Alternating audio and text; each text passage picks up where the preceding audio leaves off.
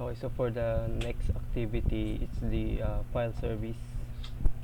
So for the file service, first open the Windows Server 2008 in our Oracle VM VirtualBox. Then after that, click Start. So go to the Server Manager. So then under our Server Manager, click Roles. Then add roles again. So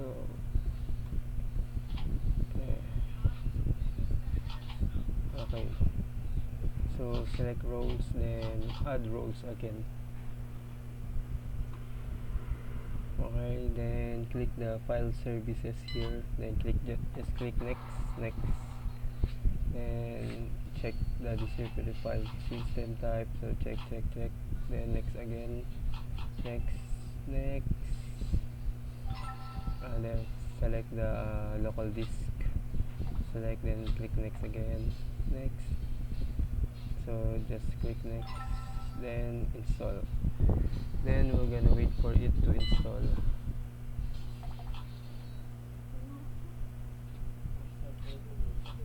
Okay, there.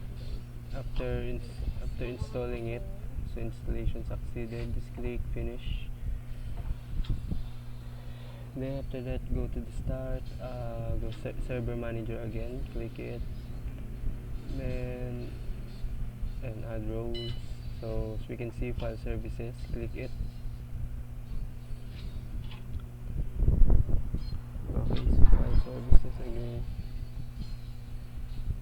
So first, we need to restart our PC or our virtual PC. So restart the Windows Server 2008.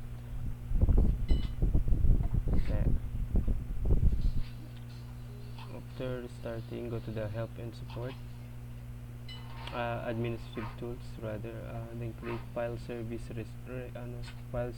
Resource Manager. Then under the File Service Resource Manager, go to the computer, click local disk C. So first here, create public folder, so new folder under local disk C, so public. Okay, after creating public folder, create a bb.net folder, so bb.net folder. Okay, then create a C programs folder. Okay, C programs and C folder, and C programs folder. There.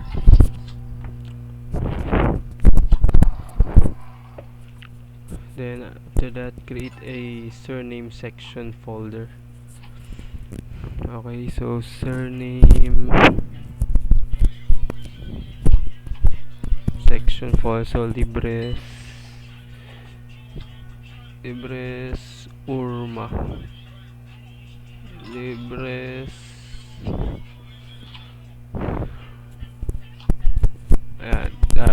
libres mat folder.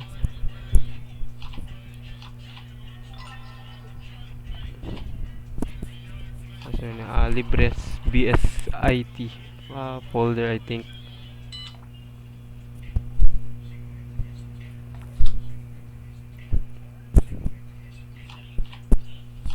Your Orma Michael for the surname section folder. Okay, there. And after that, create a folder for the photo of male and females.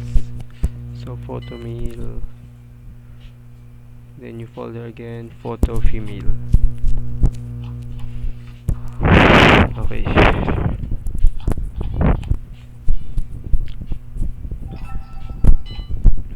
After that, go to the File Service Resource Manager.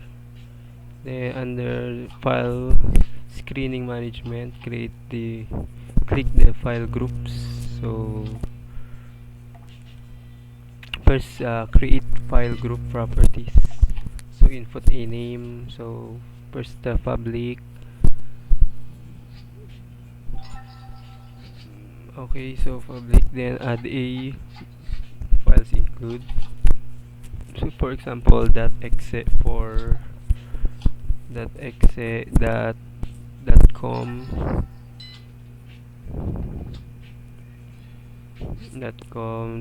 then that asterisk dot bb, and then asterisk dot bbs, dot bb, there, asterisk dot bb,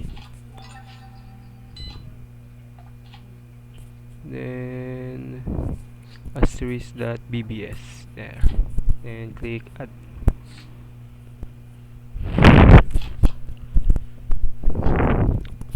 Then first is all files format except, so files to exclude, are the files to exclude.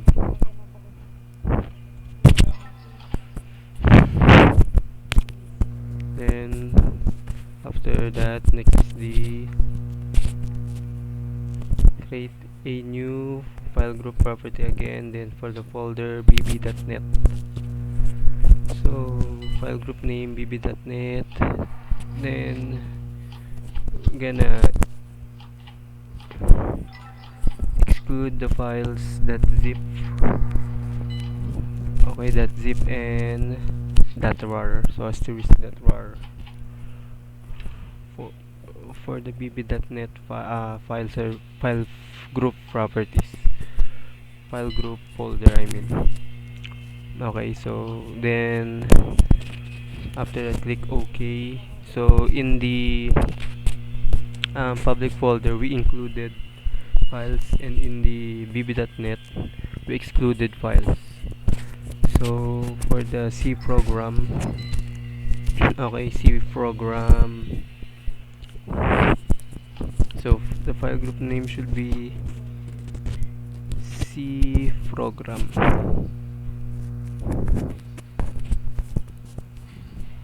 First files, file name C program, there, C programs, then gonna exclude the .c and .cpp files. So exclude .c, then exclude .cpp, then add. Okay, add, then click OK.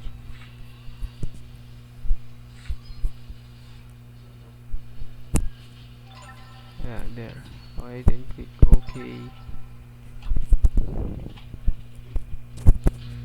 Exclude files. Then next is the surname section folder, file group folder. Then exclude the .c, asterisk .c file, asterisk .cpp file, asterisk .pdf file, .cpp, then asterisk .pdf file.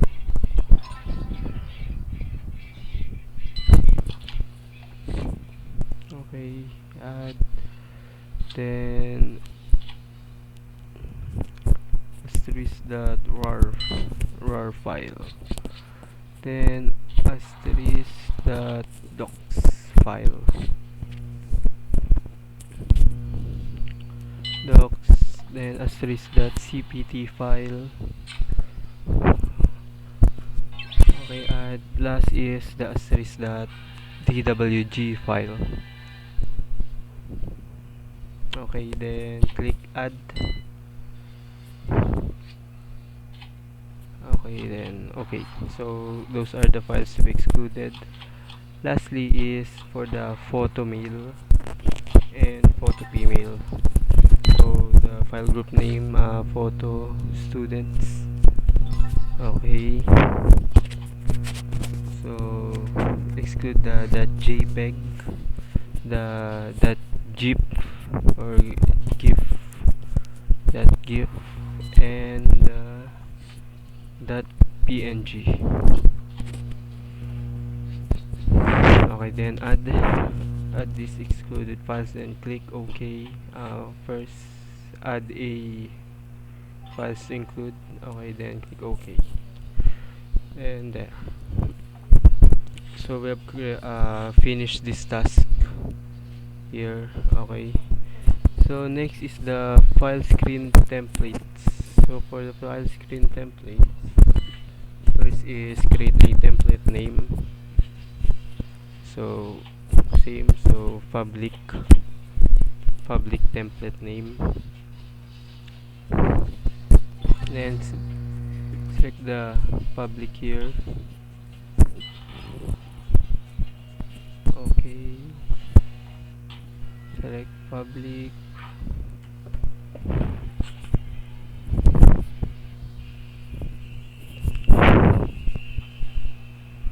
Then create file screen template again.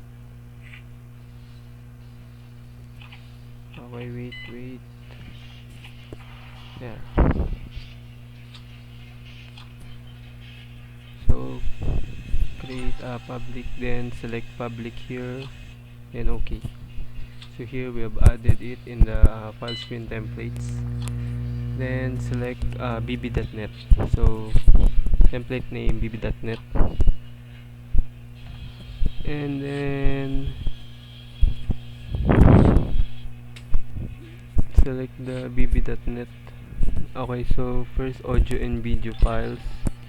So select them, image files, office files, photos, surname, session, temporary, text file, bb.net, then web page file.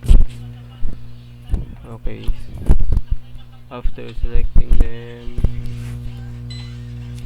so there, click OK, and we have added the bb.net file. Next file is the C programs. C programs, they under C programs, permissions, read to write. So select all again.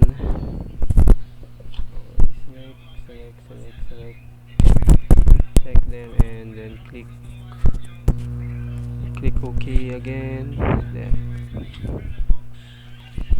This is the surname section.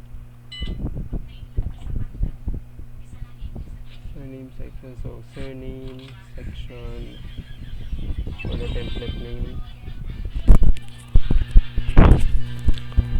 Okay, then select all the checkboxes again. Select. So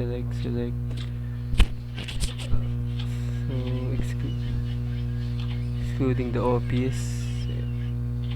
Then select surname section. There. Okay. Click OK again.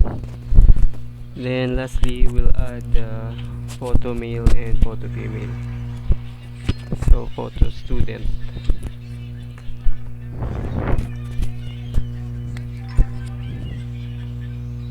Okay. Photo student.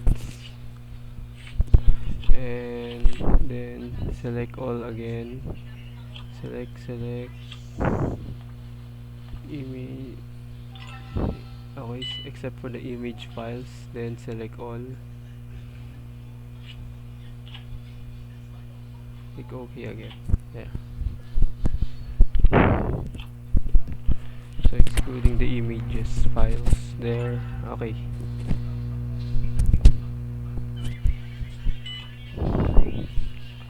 After that, go to Start and Server Manager. Then click Roles, under Roles, File Services. And click under File Services, the Share Storage Management. Share and Storage Management. Okay, here go to the Provision and Shell folder. So Shell folder location. So click the C files, then click public, then next, next again, then click the SMB and NFS. Okay, next again, then next. Okay, so users, select users for all. Okay, then the read and write permission, then select the next,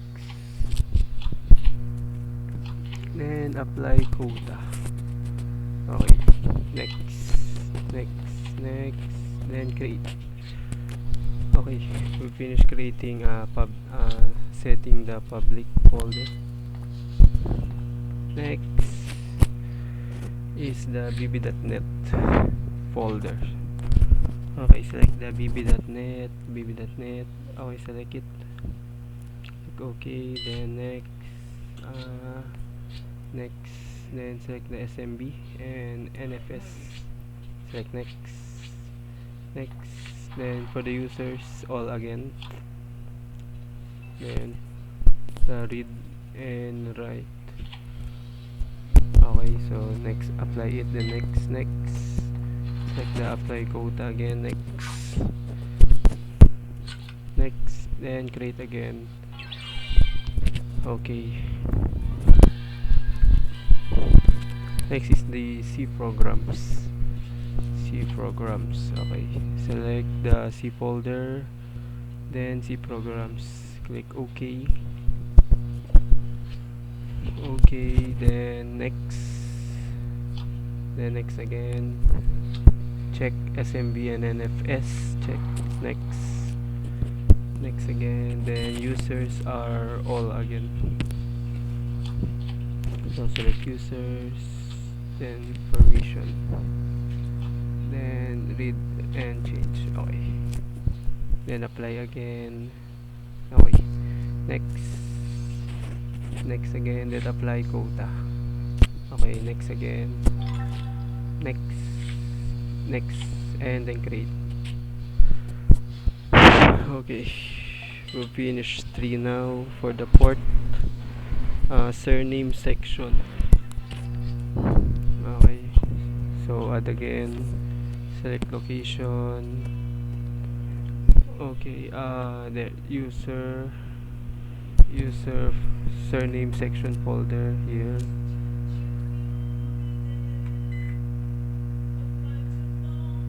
Okay,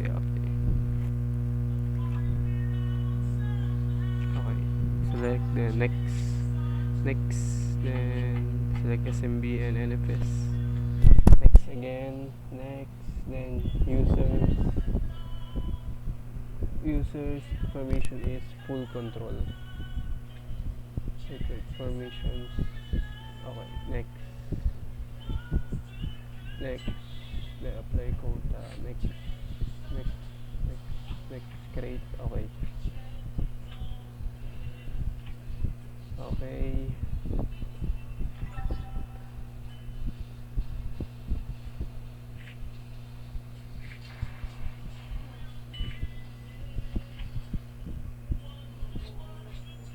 photos female, first select next SMB and FS again,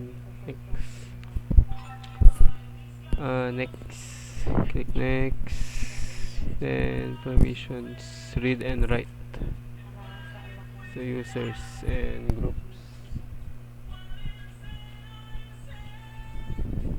Okay, go to the Active Directory. Okay, and then that create new object for group, so male, then create new object group for female. Okay. Okay, we've created male and female groups.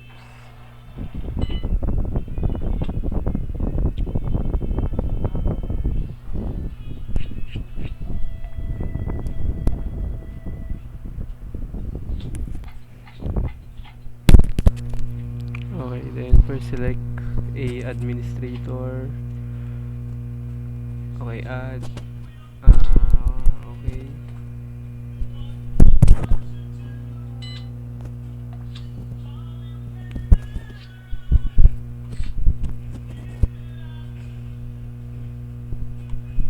wait.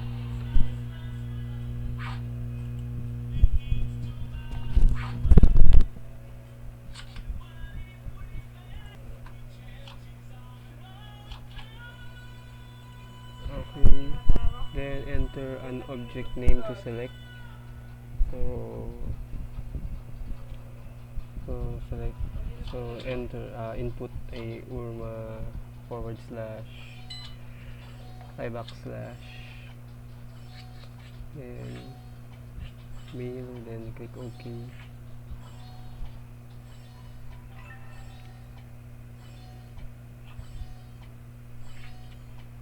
So here I then select a user, then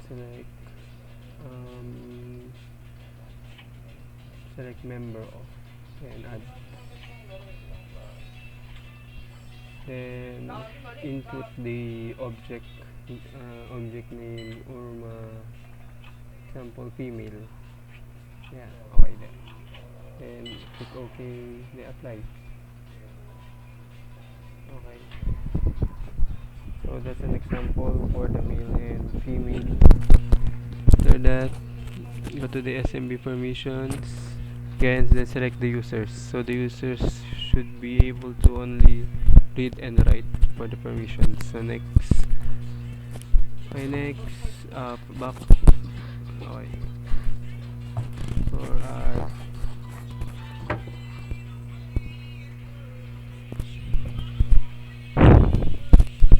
so select an object name, so urma backslash females, then okay, then okay, then click next, then apply a quota, next, then create. Okay, we've created the females. Now all that's left is the photo male. Okay, then browse, okay, photo mail. Okay, then click next, then SMB and NFS, next again. Then for the users permissions, click, then remove it, then add urma backslash mail for the object names. Okay,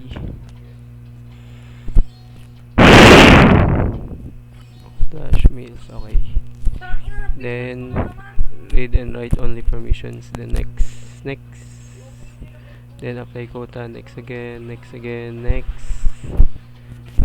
and then create. Okay,